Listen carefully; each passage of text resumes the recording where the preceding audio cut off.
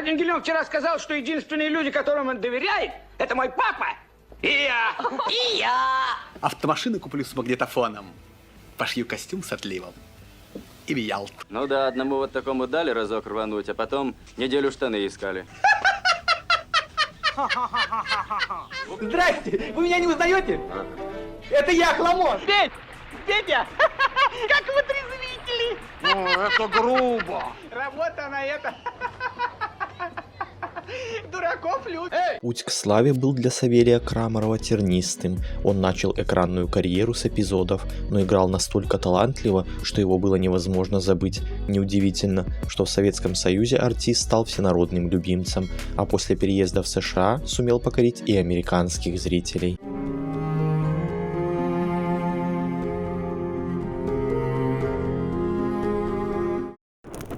Я родился в Москве. Много лет тому назад. Я родился на Бауманской. Это Почти в центр. Сейчас это центр. это центр, да. Тогда это было, знаете, это периферия, это был уже почти другой город. Савелий Викторович Крамаров был москвичом. Он появился на свет в октябре 1934 года в одном из столичных роддомов. Семья на тот момент считалась благополучной. Папа – талантливый адвокат, мама занималась домашним хозяйством, но все рухнуло в один момент. Когда Савелию исполнилось 4 года, отца арестовали. Он был осужден на 8 лет по обвинению в агитации против советского строя и отправлен на лесоповал в один из северных лагерей. Выживать в семье без единственного кормильца было тяжело. Устроиться на работу мама не могла до тех пор, пока не развелась с осужденным мужем. Отца Савелий почти не помнил. Он видел его лишь раз, когда в конце 50-х того освободили, и он ненадолго приехал в Москву, чтобы повидаться с родными, но оставаться в столице ему не позволили и отправили в Бийск. Там Виктора Савельевича арестовали и осудили повторно, выслав в Красноярский край. Вскоре он умер. По некоторым сведениям, покончил жизнь самоубийством. В 16 лет Савелий остался полной сиротой. Умерла мама. Парня, еще ученика школы, взял на попечение родной дядя. Крамаров был сложным подростком. Учиться он не хотел, сбегал с уроков, дрался. Единственным местом, где мальчик чувствовал себя счастливым, был кинотеатр. После окончания школы Савелий попробовал поступить в один из столичных театральных институтов, но провалил экзамены.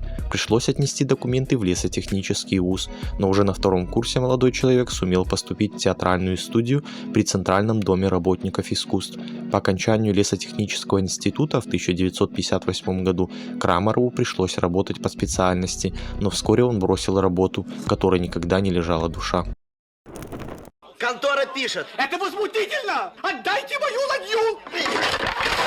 Просто взял, так сказать, там, нафотографировал свою физиономию, всякие смешные кадры там и все такое, да, и разослал по разным студиям. Савелий рано понял, что действовать надо более решительно. Он разослал свои фото во все киностудии страны. К счастью, на одно из писем начинающий артист дождался ответа и вскоре дебютировал в картине, им было 19. Тебе не жарко? Промок, да? Удивительно. А я сухой.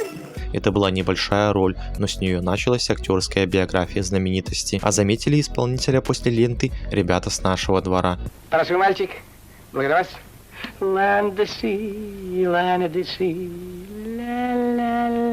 В которой он появился в образе Васьки Ржавого. Актеру сразу же предложили похожую роль хулигана Пименова в картине «Друг мой Колька». Работа на это.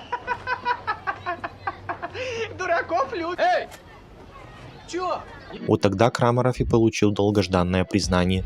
Более того, впоследствии эту ленту Савелий Викторович называл одной из лучших и любимых в творческой карьере. Кстати, это одна из моих лучших работ в моем творчестве. Одна из лучших. Ошеломительный успех обрушился на артиста после выхода «Неуловимых мстителей», хотя там он появился мельком, зато фраза про мертвых с косами вдоль дороги мгновенно превратилась в крылатую.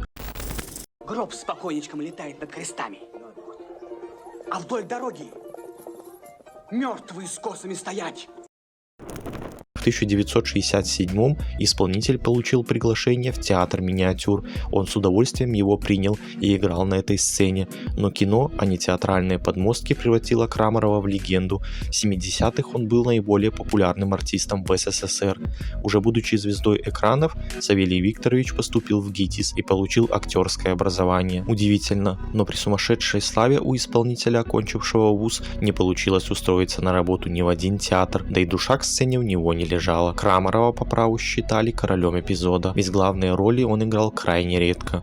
Большинство персонажей очаровывали глупостью, нелепостью, простотой. Часто ему предлагали играть хулиганов и маргинальных личностей. Хотя в жизни актер не был похож на своих героев, он был интеллигентом и всегда был одет с иголочки. Самой масштабной работой актера считалась роль вора-рецидивиста Феди Ермакова из культового кинофильма «Джентльмены удачи». Комедия была тепло принята зрителями, а фразы Косова в исполнении Крамарова стали крылатыми. Примечательно, что многие из них он придумал сам. Да? А когда ты у себя там на колонке бензин ослиной мочой разбавлял? Не, вон парши. После премьеры картины предложения сниматься сыпались на артиста как из рога изобилия. Без него не обошлись обе постановки «12 стульев». У Леонида Гайдая Савелий Викторович был одноглазым председателем шахматного клуба в Васюках. 1974 год принес Крамарову звание заслуженного артиста РСФСР. Тогда же прошли съемки его театрального бенефиса. Отвечая журналистам на вопрос о дальнейших планах, исполнитель с юмором ответил: «Буду копить на народного». Этому не суждено было сбыться. С годами Крамаров начал больше задумываться о жизни, философских вопросах бытия, о вере. Он вел сомнительный для того времени образ жизни. Артист увлекался йогой, сыроедением и вегетарианством, регулярно посещал синагогу и даже отказывался сниматься в субботу. На него косо посматривали, а когда родной дядя решил переехать в Израиль, репутация в глазах советских властей была окончательно испорчена.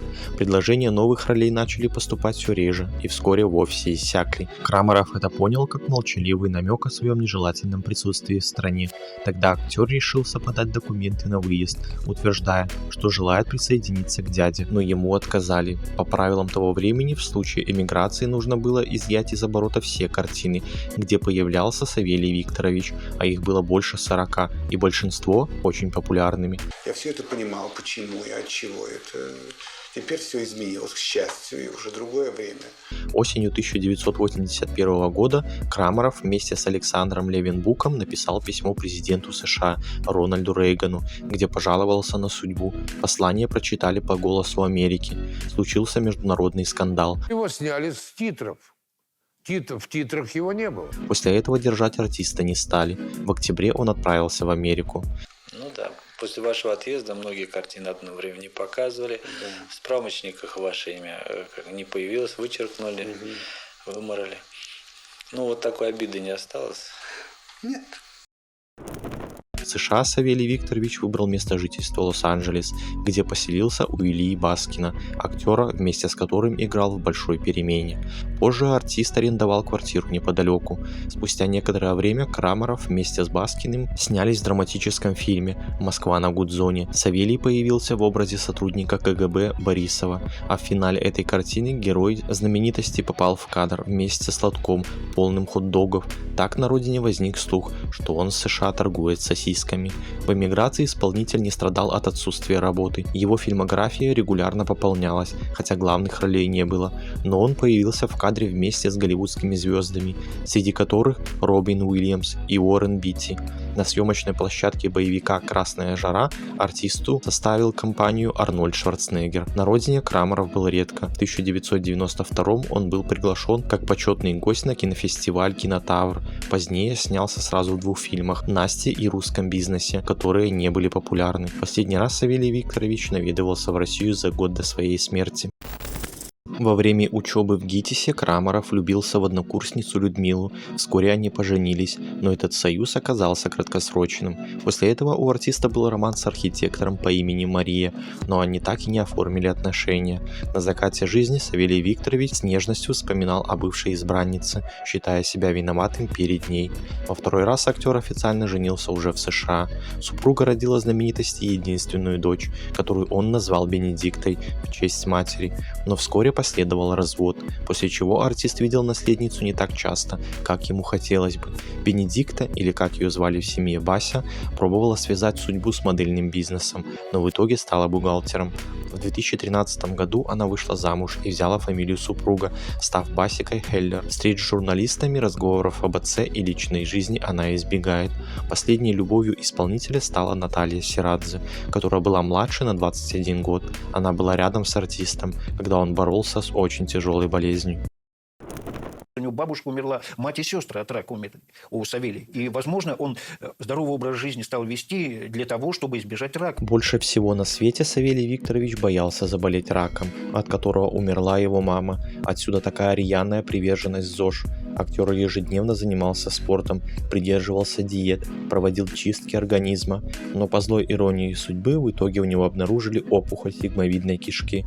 Исполнитель выполнял все поручения врачей, его карьера тем временем шла в гору, без проб утвердили в крупный проект, но на съемочную площадку Крамаров так и не попал. Он умер в начале июня 1995 года в больнице Сан-Франциско. Причиной смерти стал инсульт, случившийся на фоне тромбоза. Знаменитость похоронили на еврейском кладбище в городе Колма. Жаркий день в Калифорнии. Еврейское кладбище Холмы Бессмертия. Хоронят одного из самых знаменитых наших артистов. Через некоторое время на могиле появился памятник авторства скульпторов Михаила Шемякина и Вячеслава Бухаева. Это очень грустно, конечно, что он, в общем, провожали его люди не те. На пике популярности актер мог позволить себе отказаться от роли, которая не нравилась, в их числе Петруха из «Белого солнца пустыни», о чем Крамаров позднее жалел.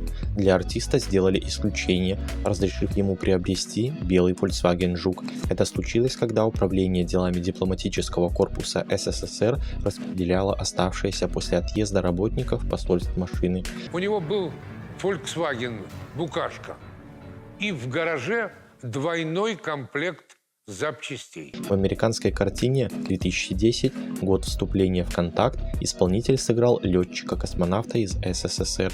Примечательно, что от него требовался злой шарж на советскую действительность, но Крамаров всячески этому сопротивлялся, утверждая, что в Советском Союзе космонавтами могли быть только образованные и отважные люди, и уж никак не идиоты. Изюминкой внешности актера считалось косоглазие, которое позволяло ему лучше обыгрывать комические образы, но после переезда в США он решил избавиться от этой особенности, понадеявшись, что сможет играть драматические роли. Они привлекали знаменитость куда больше.